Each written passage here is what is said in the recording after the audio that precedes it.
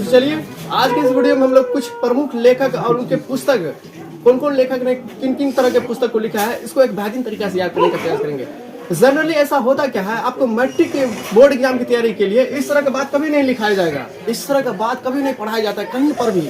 आप बिहार के अंदर में किसी भी इंस्टीट्यूट से ज्वाइन कीजिएगा तो उस स्थिति में आपको ये कहीं नहीं लिखा है, ये उस स्थिति में आपको कहीं समझाने का प्रयास नहीं किया जाएगा कि आप लोग को प्रमुख पुस्तक का कौन कौन लेखक जो है लिखा है, इसको कभी याद नहीं कराया जाता। इस तरह अगल बगल में आपके कहीं पर भी भाई कंपटीशन की तैयारी कर रहा है तो उससे पूछिएगा कि भाई यहाँ पे मान के चलिए कोई भी कंपटीशन, चाहे एसएससी का हो चाहे कोई भी कंपटीशन के दृष्टि से देखते हुए आप देखिएगा वहाँ पे एक या दो क्वेश्चन हमेशा पूछा ही जाता है, प्रमुख पुस्तक एवं उसके लेखक, यहाँ से क्वेश्चन पूछा जाता है। और आपके बोर्ड एग्जाम में भी, चाहे किसी भी बोर्ड से आप क्यों ना बिलोंग करते हैं, हम तो यहाँ पे जनरली बिहार बोर्ड से मतलब रखते हैं, बिहार बोर्ड के साथ साथ आप यूपी बोर्ड किसी भी बोर्ड में देखिएगा तो यहाँ से एक या दो क्वेश्चन आता ही है, पूछ देगा। जैसे कि जनरली पूछा जाता है कि इंडिका के लेखक कौन है, तो मेगास्थनीज है। अर्थशास्त्र के लेखक कौटिल्य है, इसी कौटिल्य को हम लोग चाणक्य विष्णुगुप्त के नाम से भी जानते हैं। यहाँ से क्वेश्चन प्रमुख पुस्तक है उसके लेखक से एक या दो क्वेश्चन आपके बोर्ड एग्जाम या किसी भी कंपटीशन एग्जाम में हमेशा पूछा जाता है। कहीं पर भी टीचर का मुख्य फोकस रहता है विद्यार्थी को ज्यादा से ज्यादा अंक दिला दे, उसके लिए क्या करेगा, थोड़ा मोड़ा पढ़ा देगा जो जनरली पूछा जाता है। लेकिन टीचर को इस बात की भी ख्याल रखना चाहिए, विद्यार्थी का वर्तमान तो सही होना ही चाहिए, लेकिन साथ ही साथ आने वाले भविष्य में उसका किस तरह से संवरे, आने वाले भविष्य में भी वो किस तरह से प्रदर्शन अच्छा करे, उसके बारे में भी सोचा जाना चाहिए ना। लेकिन उस तरह का बात सोचा नहीं जाता है। वो थोड़ी पढ़ाएगा आपको लेखक जो है उसके रचयिता, मान के चलिए उसके पुस्तक कौन कौन सा है, वो सब नहीं पढ़ाया जाता है। लेकिन हम आपको यहाँ पे समझा रहे हैं, और जो विद्यार्थी पढ़ने वाला रहेगा वो पढ़ेगा, और नहीं पढ़ने वाला रहेगा वो आप चलिए। इंडिका नामक पुस्तक के लेखक कौन है, मेगास्थनीज। अर्थशास्त्र कौटिल्य, जिसे हम लोग चाणक्य या विष्णुगुप्त के नाम से भी जानते हैं। नील दर्पण के लेखक कौन है, तो दीनबंधु मित्र। ये नील दर्पण के लेखक ये कई बार आपके कंपटीशन में, और जैसा कि आप जानते होंगे एलएमएस एग्जाम, कई बार ये नील दर्पण के लेखक पूछा गया है, दीनबंधु मित्र। नील दर्पण का मतलब क्या हुआ, पहले जो अंग्रेज सब आया था तो हमारे यहाँ जो भी बिहार के, खास करके बिहार के किसान सब जो था उसको नील की खेती जबरदस्ती कराते थे। और नील की खेती करने से क्या क्या होता था उसके बारे में तो आपको जानकारी होगा। नील की खेती करने से, जिस भूमि पर हम लोग नील की खेती करते थे वह भूमि क्या हो जाता, अनउपजाऊ हो जाता था। और उसके साथ ही साथ कई तरह की समस्याएं थी। एक तो नील की खेती करवा लिया, दूसरा जो भी नील की खेती हुआ उस स्थिति में क्या होता था, उसको सही उचित मूल्य पर बेचा नहीं जाता था, क्योंकि शासन तो था अंग्रेज के हाथ में ना। तो अंग्रेज अपने मन के हिसाब से, अपने मन मर्जी के हिसाब से क्या कहता था, जबरदस्ती उससे काम भी करवाता था और उसे उचित मूल्य भी नहीं देता था। तो त्रस्त था किसान सब जो है नील की खेती से परेशान था, जो हमको कब इससे कोई छुटकारा दिला दे। इसलिए ना आया महात्मा गांधी कहाँ से, साउथ अफ्रीका से डायरेक्ट सत्याग्रह के लिए कहाँ आया, चंपारण। इसलिए कहा जाता है महात्मा गांधी ने प्रथम सत्याग्रह कहाँ किया था, तो चंपारण सत्याग्रह ना। महात्मा गांधी ने जो है सबसे पहले आंदोलन कहाँ किया, सबसे पहले चंपारण सत्याग्रह से। चंपारण सत्याग्रह में जो किसानों की स्थिति जर्जर थी, बार दर्दनाक थी, उसको सुधारने का प्रयास किया। किसानों की स्थिति किस तरह से थी, परेशान, वही तो नील की खेती करने से। नील की खेती करने से होता क्या था, जिस मिट्टी के अंदर में नील की खेती किया जाता था वो मिट्टी ही बर्बाद हो जाता था, वो अनउपजाऊ हो जाता था। इससे बचने के लिए राजकुमार शुक्ल जो एक स्वयं किसान था, उन्होंने महात्मा गांधी को क्या कहते हैं आमंत्रण किया, आग्रह किया कि आप यहाँ पर आइए, क्योंकि महात्मा गांधी तो साउथ अफ्रीका से ही क्या हो गया था, विश्व प्रसिद्ध हो गया था। साउथ अफ्रीका से ही पूरा दुनिया उसको जानने लगा था, उसके बात को कदर होने लगा था। किसका, महात्मा गांधी के ना। साउथ अफ्रीका में नस्ल भेदिए प्रारूप था, वहाँ पे नस्ल भेदिए का एक बार शिकार हुआ था। कौन, ये महात्मा गांधी ना। साउथ अफ्रीका के अंदर में हुआ था ना, तो साउथ अफ्रीका के अंदर में किस रूप में हुआ था, तो ये जा रहा था, मान के चलिए साउथ अफ्रीका के एक जो है बिजनेसमैन था, उसको मान के चलिए कई प्रकार की समस्याएं थी बिजनेस करने में। तो महात्मा गांधी तो वकील था, तो वकील होने के नाते उसको निमंत्रण दिया को साउथ अफ्रीका से, आप आइए हमारे केस को सुलझाइए। साउथ अफ्रीका के बिजनेसमैन जो है इसको बुलाया। ये थोड़ा ऐसे कहा जाता है उसको पैसा की तंगी थी, हमको नहीं लगता है पैसा की तंगी। अगर पैसा की तंगी रहता तो थोड़ी जाता वहाँ पढ़ने के लिए, कहाँ, इंग्लैंड में। उस समय जिस समय लोगों को खाने के लिए नहीं मिल रहा था, उस समय गांधी जी कहाँ पढ़ा, लंदन में पढ़ा। वकील था, महान वकील था, बड़ी बढ़िया वकील था। तो ऐसा कहा जाता है उसको आर्थिक तंगी थी, जिस वजह से क्या किया, जो साउथ अफ्रीका से जो निमंत्रण दिया, जो आप आइए हमारे यहाँ केस को सुलझाइए तो हम आपको कुछ रकम देंगे। तो उसके लिए क्या किया, ये साउथ अफ्रीका की तरफ रवाना हुए। तो साउथ अफ्रीका की तरफ रवाना हुए तो उस स्थिति में ट्रेन का सफर करना था। तो ट्रेन का सफर करना, फर्स्ट क्लास का टिकट लिया, तो फर्स्ट क्लास का टिकट लिया और उसका पे भी किया, फर्स्ट क्लास टिकट का पे भी किया, लेकिन जबरन जो है श्वेत लोग, अंग्रेज सब जो है ना, उसको कहा कि यार भारतीय व्यक्ति फर्स्ट क्लास टिकट में आएगा, फर्स्ट क्लास सीट में जाए बैठेगा, उसको क्या कहता है जबरदस्ती उसको ट्रेन से धक्का। हाँ, तो उस स्थिति में वहीं पे संकल्प लेता है कौन? महात्मा गांधी। जिस तरह से तुमने हमें ट्रेन से बाहर निकाला है, कम वक्त तुम ध्यान में रखो, तुम सब्र करो, तुम्हें हम देश से निकाल देंगे। वही संकल्प लेकर आया, आंदोलन करने लगा। कितना बढ़िया संकल्प लिया। क्या संकल्प लिया? तुमने हमें ट्रेन से निकाला ना, कम वक्त तुम धैर्य रखो, थोड़ा दिन और देखो, हम तुमको अपना देश से बाहर निकाल देंगे। उसी दिन से मान के चलिए साउथ अफ्रीका में ही आंदोलन किया। अश्वेत श्वेत के लोगों के बीच में जो भेद जो था, चमड़ी के आधार पर लोगों के बीच में भेदभाव, उस आधार पर जो है भेदभाव चरम सीमा पर थी, उसको वहीं पे क्या किया, आंदोलन किया। और ये बात साउथ अफ्रीका के शासक के पास गया, यानी कि प्रधानमंत्री राष्ट्रपति के पास गया। जब ये गया वहां पे, तब ये सपोर्ट किया ना, नस्ल के आधार पर भेदभाव नहीं होना चाहिए। व्यक्ति कोई भी बड़ा होता है किसके आधार पर? काम के आधार पर, यानी कि कर्म के आधार पर। ये नस्ल भेद इधर उधर के बात, ये सब देश के लिए, अगर इस तरह की बात कहीं पर भी देश के लिए, देश के अंदर में हो रहा है, इसका मतलब देश तरक्की क्यों नहीं जाएगा, देश डूबेगा। जो टैलेंट है उसको तो आगे बढ़ाया जाना चाहिए ना, जो टैलेंट नहीं है उसको उसमें भी सुधार लाके उसको आगे बढ़ाया जाना चाहिए। तो जिसके आधार पर क्या हुआ, वहीं पे उसको प्रसिद्धि मिल गई थी। किसको? महात्मा गांधी को, साउथ अफ्रीका से। और साउथ अफ्रीका से आया कहाँ पे? 1915 ईस्वी में आया, भारत रिटर्न हुआ। भारत रिटर्न हुआ, वहीं से क्या हुआ, राजकुमार शुक्ल जो बिहार का एक किसान था, उसको निमंत्रण दिया, कहाँ पे आइए, बिहार में चंपारण जिला में आइए, यहाँ पे जो है किसानों की स्थिति बर्बाद है, दर्दनाक है। तो उस स्थिति में वहाँ से डायरेक्ट यहाँ पर आया और किसानों की स्थिति भी देखा, वहाँ पर आंदोलन किया, जिससे अंग्रेजों को झुकना पड़ा, क्योंकि फेमस तो था ही। उसके बाद को पूरा दुनिया जानने लगा था, क्योंकि साउथ अफ्रीका में जो तहलका मचा के आया था ना। समझिए थोड़ा थोड़ा बात को। यह नील दर्पण की लेखक, इंडिका मेगास्थानी अर्थशास्त्र के बारे में, अर्थशास्त्र जो तुम लोग पढ़ रहे हो वो किसने लिखा है? तो कौटिल्य, चाणक्य, जिसे हम लोग विष्णुगुप्त के नाम से भी जानते हैं ना। बहुत बुद्धि का भगवान था ना, ऐसा कहा जाता है। ये समुद्र शास्त्र में भी पारंगत था। क्या होता है समुद्र शास्त्र? एक व्यक्ति के सामने में हाव भाव के देखते हुए पूरा एक्यूरेसी लगा लेना, पता लगाने वाला कि तुम क्या सोच रहे हो। समुद्र शास्त्र का मतलब क्या हुआ, हम तुम्हारे बीच में बैठे हुए हैं, हमारे तुम्हारे बीच में वार्तालाप हो रहा है, तुम क्या सोच रहा है, हम एक्यूरेट 100% तुमको, जैसे मान के चलिए एक सौ है ना, सुहानी 100 है या कोई 100 है जो मन पढ़ लेता है, उसी तरह का वो भी था। मान के चलिए एक व्यक्ति दो व्यक्तियों के बीच में इस तरह से वार्तालाप हो रहा है, जब तुम उसके पास बैठा है और तुम्हारे बारे में 100% सही बात अनुमान लगा लेगा जो तुम क्या सोच रहा है ना। वही समुद्र शास्त्र में पारंगत था कौटिल्य। समुद्र शास्त्र में पारंगत कौन था? तो कौटिल्य था ना, जिसे हम लोग चाणक्य या विष्णुगुप्त के नाम से भी जानते हैं। बुद्धि का भगवान कहा जाता है, कूटनीति में पारंगत था ये। अब इसके बारे में वर्णन क्या किया जाए। आज जैसे देख रहे हो अलग अलग काम को देखने के लिए अलग अलग मंत्रालय बनाया गया है, वित्त मंत्री, सड़क परिवहन मंत्री, खाद्य मंत्री, ऊर्जा मंत्री, तरह तरह के मंत्री देख रहे हो। ये अकेले सक्षम था। कौन? अर्थशास्त्र जो लिखा है कौटिल्य या चाणक्य, वो अकेले सक्षम था, इतने सारे मिनिस्ट्री को अकेले देख रहा था ना। क्योंकि ये किसका प्रधानमंत्री था? चंद्रगुप्त मौर्य का। चंद्रगुप्त मौर्य स्वयं इसका क्या था? शिष्य था। चंद्रगुप्त मौर्य ने इसको प्रधानमंत्री बनाया। प्रधानमंत्री अरे गहरे नथु खरे थोड़ी बनाएगा, महान आदमी को बनाएगा जो उस समय जो है देश को चला सके, देश को देख रेख कर सके, सक्षम हो। तो इसलिए बनाया किसको? चंद्रगुप्त मौर्य ने कौटिल्य यानी कि चाणक्य को क्या बनाया था? प्रधानमंत्री बनाया था। चंद्रगुप्त मौर्य जो है किसका शिष्य था? कौटिल्य का ना।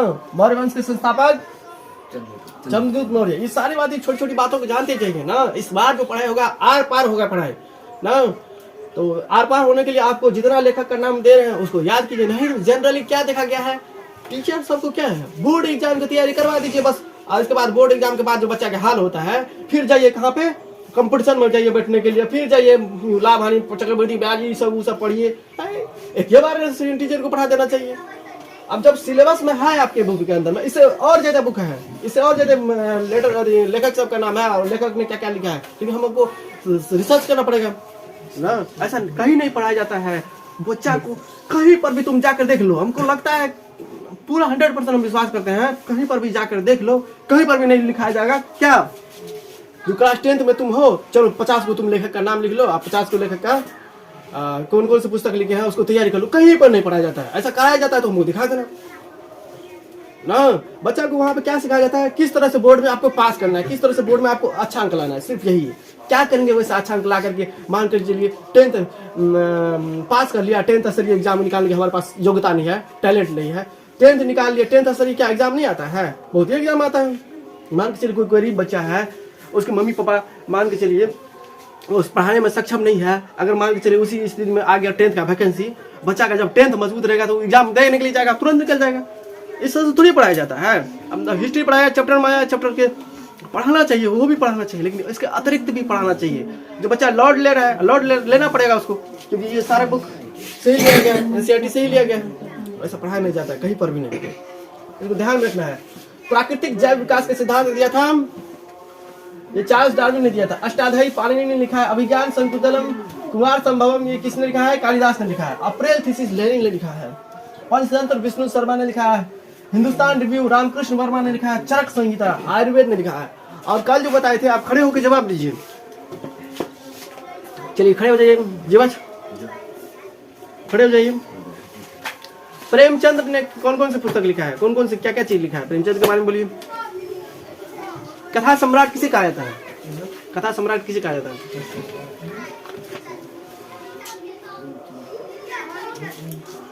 कथा सम्राट किसे कहा जाता है? प्रेमचंद्र को कहा जाता है कथा सम्राट। अरे चलिए ऐसे मत कीजिए, नहीं तो दिक्कत होगा। गुलामगिरी नामक पुस्तक के रचयिता, गुलामगिरी नामक पुस्तक के रचयिता कौन है? महात्मा। हाँ, इसके बाद ये भी लिख लीजिएगा। ये बात पहले बता दीजिए, डिस्कवरी ऑफ इंडिया के लेखक, डिस्कवरी ऑफ इंडिया के लेखक कौन है? पंडित जवाहरलाल नेहरू। पंडित जवाहरलाल नेहरू। हाँ सही बात है। अच्छा चलिए, वार एंड पीस के लेखक?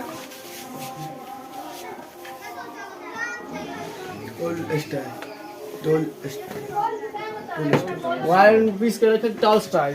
कल के क्लास में हमने इतना पे चर्चा किए थे। प्रिंसिपिया नामक पुस्तक किसने लिखा है?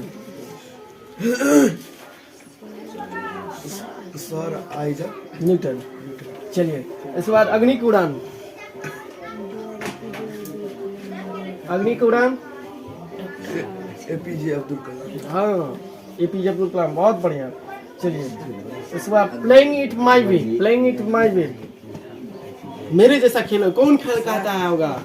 सोचो तुम, प्लेइंग इट माई वे, मेरे जैसा खेलो। हमें तो याद नहीं, दोनों भी खाल करके बेरा बेरी करके कुछ ही बता रहे हैं सब। कैसे कर रहा है? सब बता रहे हैं। ये क्या तरीका हुआ? अपना तैयार करो, तो अभी पिटाई चलेगा, ये बात हम नहीं समझेंगे। पढ़ना है तो यहाँ पे पूरा केयरलेस जैसे नहीं पढ़ना है, पढ़ाई होगा। चलो बैठ जाओ तुम, ऐसे तुम खड़े हो जाओ, ऐसे खड़े हो जाओ जल्दी।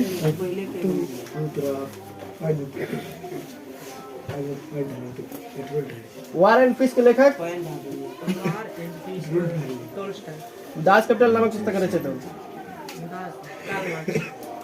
किताब उल हिंद के लेखक कौन है? अल-बेरूनी। अब एक तो बात और लिख लो, बाबर नामा, बाबर ने लिखा है।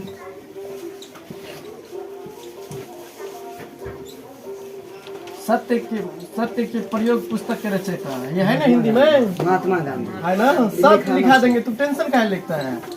हम सब सत्य के प्रयोग, फिर नंबर तक याद रखो एनसीईआरटी का। सत्य का प्रयोग तब हुआ विद्यार्थी। सत्य का प्रयोग महात्मा गांधी।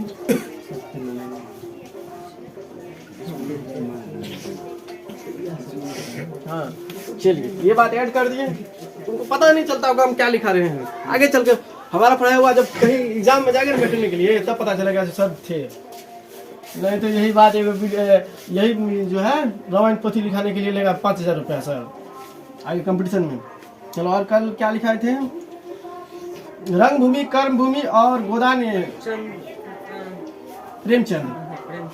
प्रिंसिपिया किसने लिखा है? चलिए, द प्रॉब्लम ऑफ रूपी के लेखक कौन है?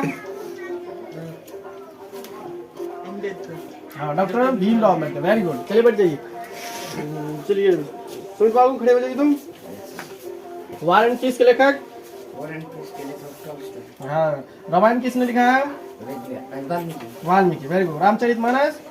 तुलसीदास, महाभारत किसने लिखा है? Vedvyas, playing it my way किसने लिखा है? तेंदुलकर, किताब अलहिंद के लेखक? अलबेरुनी, अग्नि की उड़ान? एपीजे अब्दुल कलाम, प्रिंस लिया?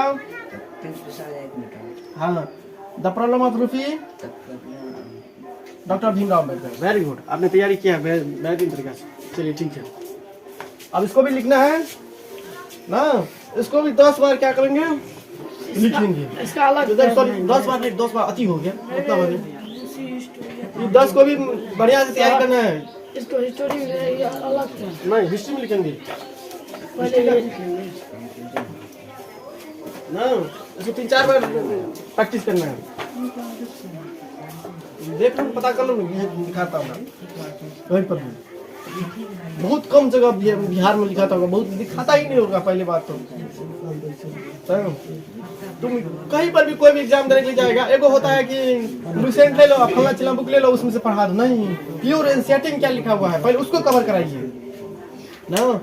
पूरा दुनिया नहीं, पूरा इंडिया चलता है किससे? एनसीईआरटी बुक से। हाँ, पूरे भारत के अंदर में कोई भी एग्जाम दिया जाएगा, उससे बाहर कोई क्वेश्चन नहीं रहता है। जो एग्जाम देगा वही जाने का, हम तो एग्जाम दिए हुए हैं। चलिए, हाँ, कितना बार रिवीजन किया है?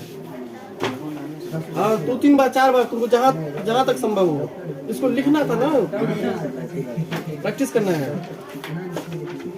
दास कैपिटल नाम पुस्तक करे चलता, खड़े हो जाइए।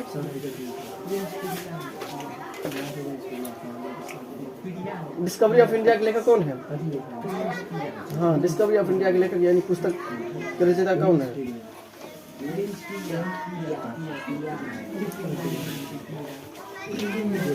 महाभारत किसने लिखा? तुम्हें तो व्यास। मैं तैयारी करना है, ऐसा मत कीजिएगा नहीं तो मार लीजिएगा। खून पसीना एक करके पढ़िए, तब आगे काम आएगा। हमारे पास रहेगी 5-6 महीने में, तुमको मान के चल तुम्हारा हाइट भी सही है, बिहार पुलिस और एग्जाम देने के जाएगी आराम से हो जाएगा। चलिए, कहीं पर कुछ भी एग्जाम देने के लिए जाएगा फंसेगा, इसलिए ध्यान में रखना है। हम ये सोच के नहीं पढ़ा रहे हैं कि अब हमारा बच्चा मैट्रिक एग्जाम देगा, सिर्फ हम ये सोच के पढ़ा रहे हैं हमारा बच्चा मैट्रिक एग्जाम देने के साथ ही साथ कहीं पर भी कंपटीशन में उसको बैठने का मौका मिले, या कहीं पर भी क्विज प्रतियोगिता में भाग लेने का मौका मिले, वहां से क्वेश्चन वो बनाए आसानी तरीका से।